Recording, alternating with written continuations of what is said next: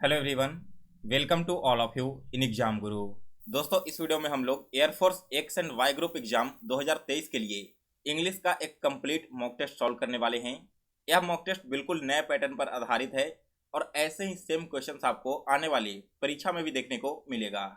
दोस्तों, हमारे साथ आप भी इन सारे क्वेश्चंस को सॉल्व करते चलना और वीडियो के लास्ट में कमेंट करके बताना कि आज आपने 20 में से टोटल कितने क्वेश्चन सही किए हैं। इसके अलावा अगर आप इन सारे मॉक टेस्ट का पीडीएफ डाउनलोड करना चाहते हैं तो पीडीएफ डाउनलोड करने का डायरेक्ट लिंक मैंने इसी वीडियो के डिस्क्रिप्शन बॉक्स में दे दिया है। उस पर क्लिक करके आप सभी लोग वहां से इसे डाउनलोड कर लेना। चलिए दोस्तों, अब ज़्यादा टाइम स्पेंड ना करते हुए आज का वीडियो स्टार्ट करते हैं। फर्स्ट क्वेश्चन आप सभी के सामने स्क्रीन पे है। क्वेश्चन को पढ़िए क्या कर रहा है। क्वेश्चन में कहा गया है कि select the segment of the sentence that contains a grammatical error. If there is no error then mark no error as your answer. Sentence को 5 पार्ट में डिवाइड किया गया है। आपको बताना है कि इसके किस पार्ट में एरर है, और अगर किसी भी पार्ट में एरर नहीं है तो आपको सिंपली लास्ट वाले ऑप्शन को सेलेक्ट कर लेना है नो एरर का। तो सेंटेंस क्या है? His experience in dealing with complex family cases meant that no sooner had he retired in 1997 when he was back working as a deputy circuit जज। सो गाइज, इस question के अगर आप part B को ध्यान से देखोगे तो पार्ट बी में एक सेंटेंस यूज किया गया है नो सूनर का, ठीक है। और दोस्तों, नो सूनर के पहले देन का यूज किया जाएगा, लेकिन यहाँ पर दैट का यूज किया गया है ना। यहाँ पर ऑप्शन नंबर बी इस क्वेश्चन का बिल्कुल राइट आंसर है। सभी को क्वेश्चन नंबर 1 समझ में आ गया। आगे बढ़ते हैं सेकंड क्वेश्चन की ओर।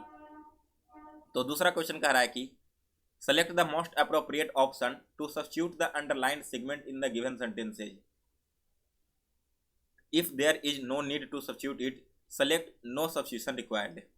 There were a dozen eggs in the basket, but now there will be only 6.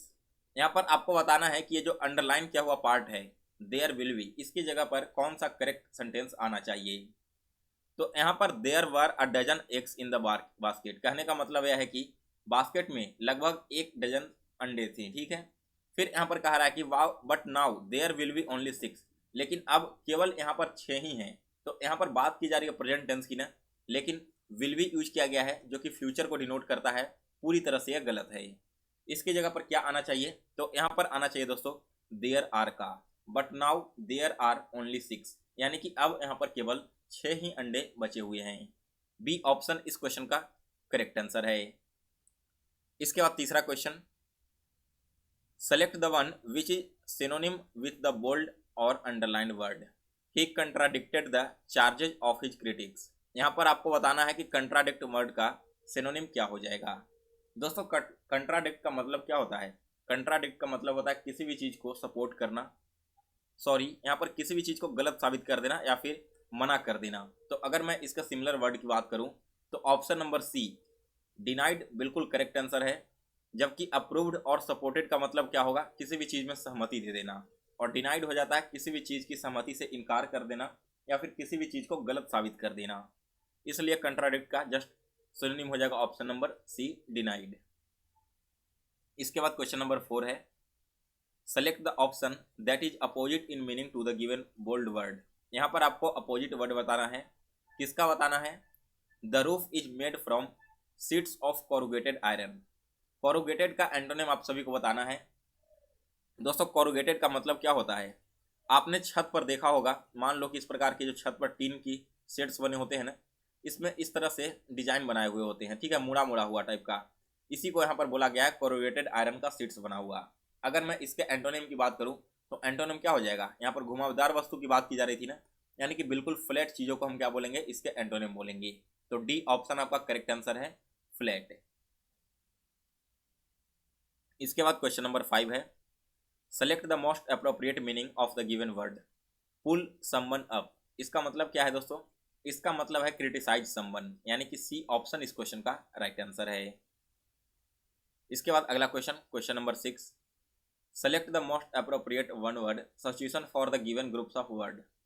A boat or ship for conveying passengers and goods especially over a relatively short distance and as a regular service. यानी कि दोस्तों एक boat या फिर एक ऐसा ship जो passenger और गुड्स को ढोता हो, खास करके शॉर्ट डिस्टेंस के लिए। तो दोस्तों ऐसे जो शॉर्ट डिस्टेंस के लिए नावें चलती है इसे फेरी कहा जाता है। यानी कि ऑप्शन डी इस क्वेश्चन का बिल्कुल राइट आंसर है। इसके बाद 7th क्वेश्चन है, standing in front of the mirror C dash a strand of hair into place. So guys यहाँ पर क्वेश्चन नंबर 7 का राइट आंसर है ऑप्शन नंबर सी, ट्विक्ड। बिल्कुल करेक्ट फॉर्म होगा यहाँ पर खाली स्थान की जगह पर। ट्विक्ड का मतलब क्या होता है? ट्विक्ड का मतलब होता है दोस्तों किसी भी चीज़ को उखाड़ देना। तो पूरे सेंटेंस को अगर मैं यहाँ पर पढ़ूँ, standing in front of the mirror she tweaked a strand of hair into place, कहने का मतलब क्या है कि मिरर के सामने खड़ा होकर उसने अपने बाल को उखाड़ कर वहां पर रख दिया। इसके बाद अगला क्वेश्चन, क्वेश्चन नंबर 8 है, given below are 4 sentences in jumbled order, select the option that gives their correct order. यहाँ पर आपको सही वे में अरेंज करना है। तो 8th क्वेश्चन को जब आप अरेंज करोगे तो क्या हो जाएगा? पहले आएगा, Kari the elephant was 5 months old when he was given to me to take care of, ये आपका आ जाएगा सबसे पहले नंबर पर। फिर इसके बाद आ जाएगा, I was 9 year old and I could reach his back if I stood on tiptoe, यानी कि सेकंड नंबर पर ये सेंटेंस आ जाएगा। फिर आ जाएगा, he seemed to remain that high for nearly 2 years, यानी कि तीसरे नंबर पर ये। और फिर आ जाएगा लास्ट में, we grew together that is probably why I never found out just how tall he was, यानी कि चौथे नंबर पर ये आ जाएगा। तो करेक्ट फॉर्म आपका होगा BDAC, ऑप्शन ए बिल्कुल सही आंसर है।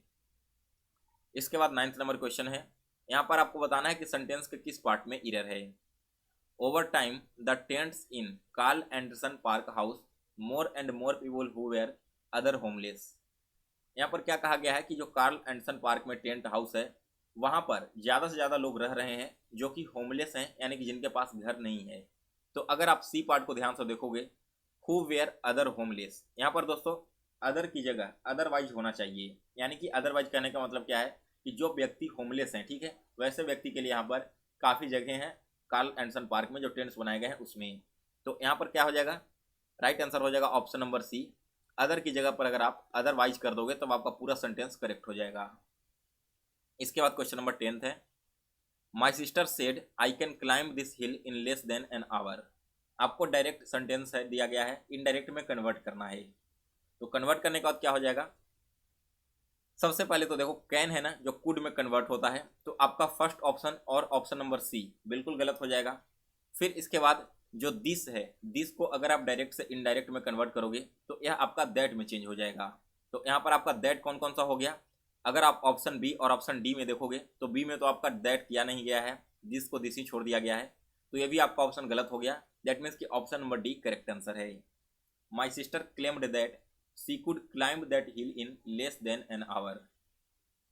इसके बाद अगला question 11 number, select the sentence that is passive voice of the given active sentence. यहाँ पर एक्टिव में एक सेंटेंस दिया गया है, आपको इसका पैसिव बनाना है। His neighbours accused him of theft, तो आप कन्वर्ट करोगे जब एक्टिव से पैसिव में तो क्या होगा? He was accused of theft by his neighbours, यानी कि ऑप्शन डी इस क्वेश्चन का राइट आंसर है। Next question number 12, I am certain go to start studying from today. अगर आप इस पूरे सेंटेंस को ध्यान से पढ़ो तो सेंटेंस किस में है? प्रेजेंट कंटिन्यूअस टेंस में है ना, क्योंकि वो आज से पढ़ने जा रहा है। तो यहाँ पर आपके जो हेल्पिंग वर्ब आने वाला है वो भी कंटिन्यूअस टेंस में होना चाहिए। दैट मीन्स कि सर्टेनली गोइंग, ING फॉर्म यहाँ पर यूज होगा। ऑप्शन नंबर ए इस क्वेश्चन का राइट आंसर है।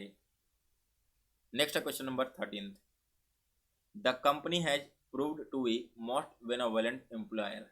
बेनेवोलेंट का मतलब क्या होता है? परोपकारी या फिर एक दूसरे के साथ सहायता करने वाले, उपकार करने वाली।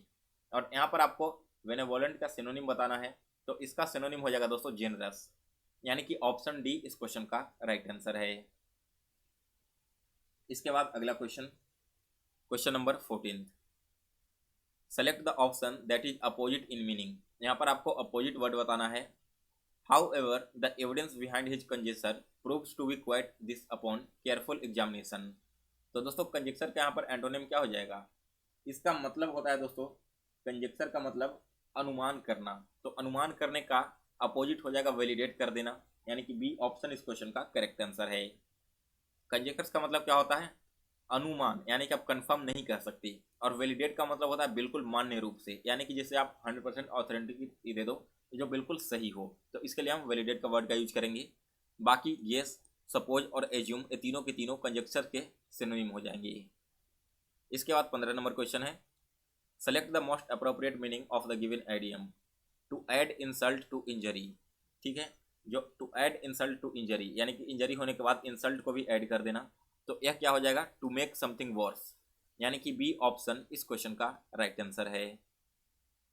16th क्वेश्चन है, a person who remains unmoved and unaffected by other people's opinions suggestions, यानी कि कोई ऐसा व्यक्ति जो दूसरे व्यक्ति के ओपिनियंस सजेशन से बिल्कुल अनअफेक्टेड हो, उससे अफेक्ट ना पड़े, तो ऐसे व्यक्ति को हम क्या बोलेंगे दोस्तों, ऐसे व्यक्ति के लिए वन वर्ड यूज किया जाएगा इम्पेरियस का, यानी कि ऑप्शन नंबर डी इस क्वेश्चन का करेक्ट आंसर है। इसके बाद 17th क्वेश्चन है, she looked like a dash figure standing at the bus shop, तो यहाँ पर क्या हो जाएगा 17th क्वेश्चन का राइट आंसर, 17th क्वेश्चन का राइट आंसर हो जाएगा ऑप्शन नंबर डी फॉरलॉर्न। फिर इसके बाद 18th क्वेश्चन है आप सभी के सामने स्क्रीन पे, एक बार क्वेश्चन को ध्यान से देखिए पहले। चलिए तो क्वेश्चन में देखिए क्या कह रहा है कि sentence of a paragraph are given below in jumbled order, arrange the sentences in the right order to form a meaningful and coherent paragraph. Sentence को अरेंज करके आपको मीनिंगफुल पैराग्राफ बनाना है, तो जब आप इसे अरेंज करोगे तो अरेंज करने के बाद राइट आंसर क्या होगा, राइट आंसर हो जाएगा every article in the encyclopedia goes through a rigorous editorial process to make sure it is clear, accurate, objective and fair। ये आपका पहले नंबर पर आ जाएगा बी। फिर इसके बाद आएगा first a new article comes into our office, यानी कि सबसे पहले कोई न्यू आर्टिकल है जो हमारे ऑफिस में आता है। फिर इसके बाद क्या होता है, the author may be an editor at the encyclopaedia who knows that subject or a prominent scholar with specialised expertise in that field, यानी कि जो ऑथर या एडिटर है वो इंसाइक्लोपीडिया पर काम करता है और बहुत अच्छे से प्रोमिनेंट है, स्कॉलर है इस एक्सपर्टीज फील्ड में। फिर इसके बाद क्या होगा, लास्ट में आ जाएगा option number C, the article is first reviewed by a fact checker who uses a variety of sources to make sure the articles is accurate and he facts are corrected. So यहाँ पर option number C correct answer है, B A D C इस sentence का बिल्कुल right arrangement हो जाएगा।